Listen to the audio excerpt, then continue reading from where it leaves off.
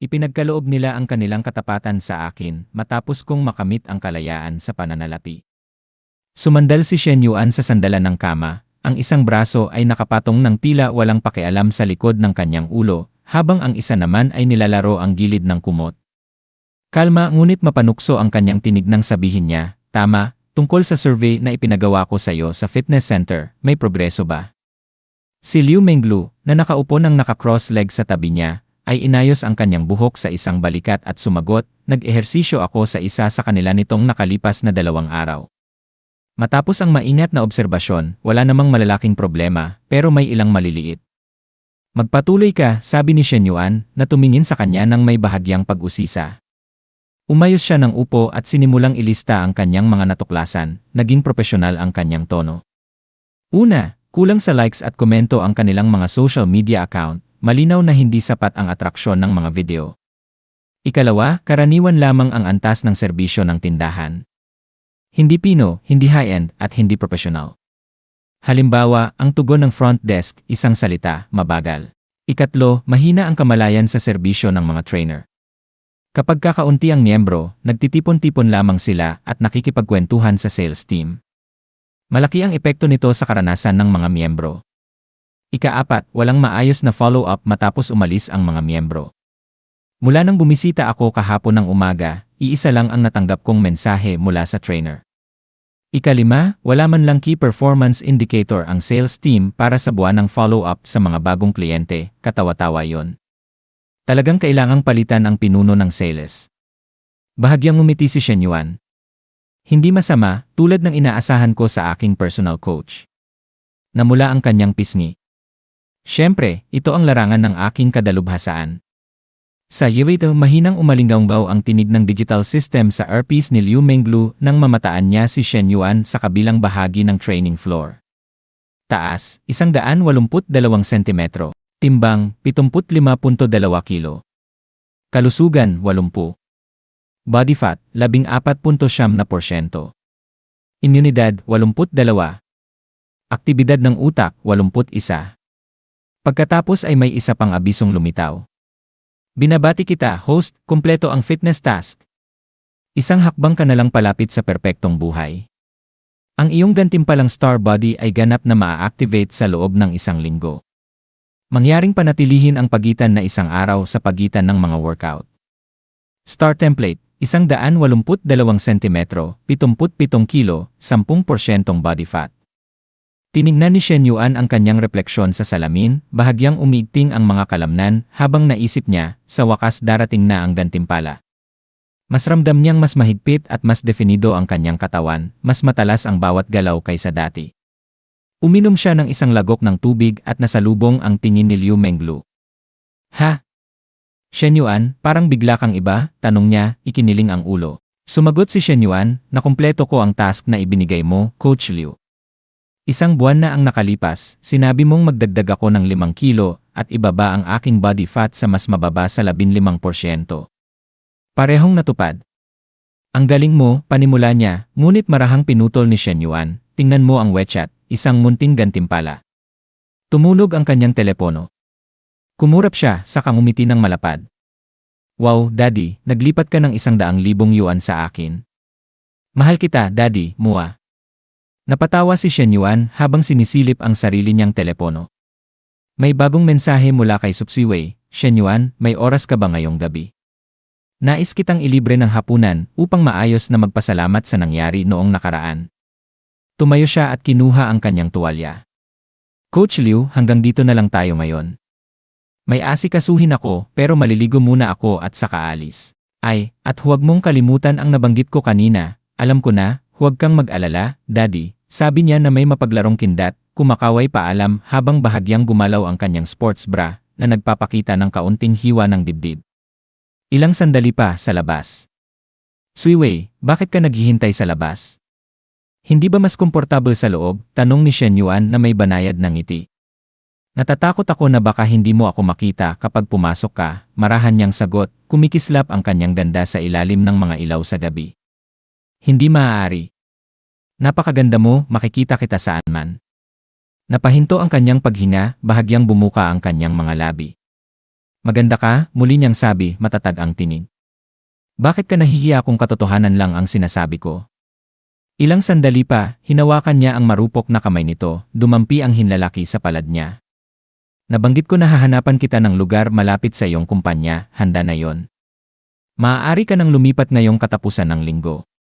Hindi naman kailangan, Shen Yuan. Ayos naman ang kasalukuyan kong tirahan, mabilis niyang sagot.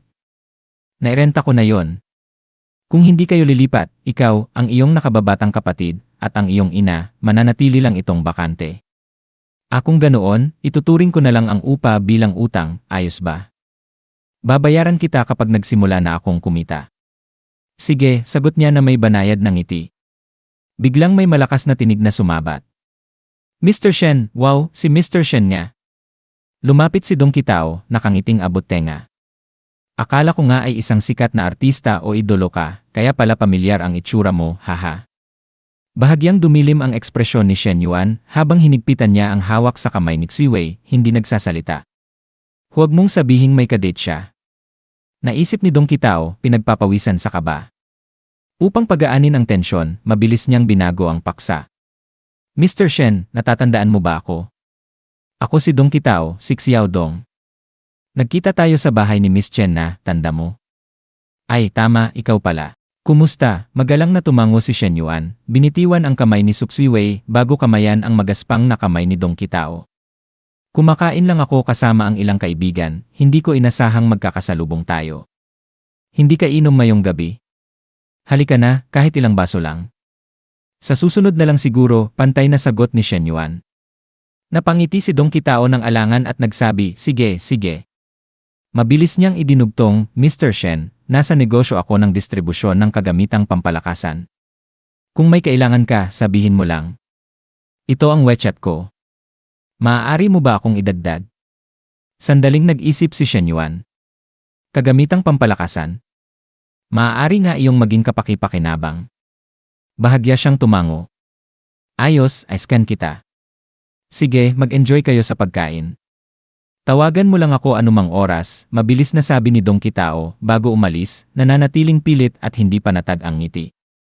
Pagbalik niya sa mesa, mausisa na ang kanyang mga kaibigan. Hoy, sino iyon? Bakit ikaw pa ang parang nanliligaw sa kanya? Tanong ng isa. Sumandal si Dong Kitao at napabuntong hininga. Sinabi ko na sa inyo, iyon ang kasintahan ng babaeng minsan kong nakasama sa blind date.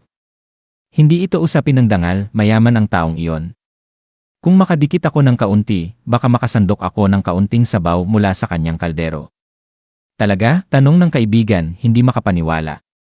Tingnan mo na lang, sabi ni Dong Kitao, ibinaba ang tinig. Ang relo pa lang sa kanyang pulso, makakabili na ng 2 sasakyan ko.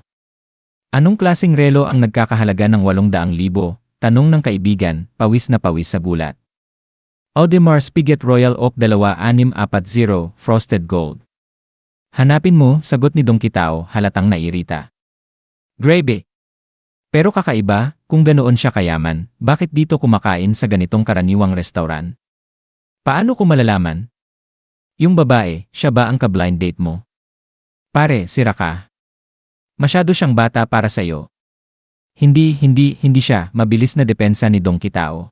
Ngumisi ang kaibigan. Ha? Ang mga mayayaman, sa bahay ay tapat na asawa, sa labas ay may mga kasintahan, at lahat ay magaganda. Tigilan niyo na ang pag-uusap tungkol sa kanya, lalo lang akong nalulumbay. Bulong ni Dong Kitao, dumidilim ang mukha habang umiinom muli. Samantala, lalo pang kumikislap ang ganda ni Xiwei sa ilalim ng malalambot na ilaw ng restaurant. Makalipas ang kalahating oras. Sa labas, marahang hinahaplos ng simoy ng gabi ang mga puno. Hindi ka pa uwi, marahang tanong ni Shen Yuan. Maglakad-lakad muna tayo, nakakatulong iyon sa pagtunaw. Habang naglalakad sila sa parke, isang maruming pusang gala ang huminto sa harap nila, mahina ang yaw. Halika, Muning, halika, mahinang sabi ni Xiwei habang yumuyuko. Xiwei, gala yan. Kailangan mong may dalang pagkain ng pusa, kung hindi ay hindi ito lalapit sa iyo, paalala ni Shen Yuan na may bahagyang ngiti. Tumalikod ang pusa at naglaho sa mga anino. Bahagyang nagmuso si Xiwei at tumingala sa kanya. Bago pa siya makapagsalita, biglang yakap siya ni Shen Yuan mula sa likuran. Ito ay parke, Shen Yuan, hindi ka pwedeng basta, sabi niya, namumula ang kanyang mga pisngi. Ano bang sinasabi mo? Bulong niya malapit sa kanyang tainga.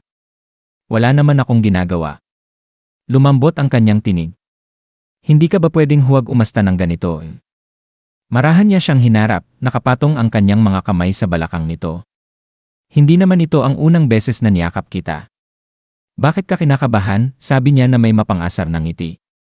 Pagkatapos, nang walang babala, yumuko siya at ninakaw ang isang halik. Iinen, bahagyang nanginig ang tinig ni Suksiwei habang pumikit ang kanyang mga mata. Pagkalipas ng 5 minuto, namula pa rin ang kanyang mga pisngi habang umiwas siya ng tingin. Shen Yuan, pwede ba tayong huminto muna? Wala namang tao sa paligid, marahan niyang sabi, yakap pa rin siya mula sa likuran. Kahit na hindi pa rin tayo pwede. Pabulong niyang sagot. Talaga? Kung ganoon, ano ba ang pwede nating gawin? Sabi niya sabay buntong hininga. Tuwing naiisip ko ang tanong na yan, parang sasabog ang ulo ko. Tuwing naiisip niya, kumabog ang puso ni Suksiwei. Ibig bang sabihin, matagal na niya itong iniisip? Kahit palagi siyang umaasta na parang mapaglarong pasaway, kapag seryoso siya, nakakagulat na responsable at maaasahan pa. Si Shen Yuan ay komplikado, mahirap basahin, ngunit lalo kang mapapaisip na unawain siya antas ng pagmamahal. 67. Kumurat si Shen Yuan habang biglang lumitaw ang abiso ng sistema sa kanyang paningin. Ha? Bakit biglang tumaas sa 67 ang antas ng pagmamahal niya? Sa ibang babae, kailangan kong gumugol ng ilang oras sa mga hotel para lang tumaas ang pabor, pero kay Xiwei isang lakad lang sa parke. At dito na nagtatapos ang video natin ngayon. Maraming salamat sa panonood, sobrang na-appreciate ko kayo lahat. Kung nagustuhan nyo ang content, huwag kalimutang i-like at mag-subscribe para hindi nyo ma-miss ang susunod na mga videos. May gusto kayong sabihin o may tanong? Mag-comment lang sa baba, gusto kong marinig ang opinyon nyo. Hanggang sa susunod mga kagoto. Stay awesome, stay curious, at kita-kits sa next video.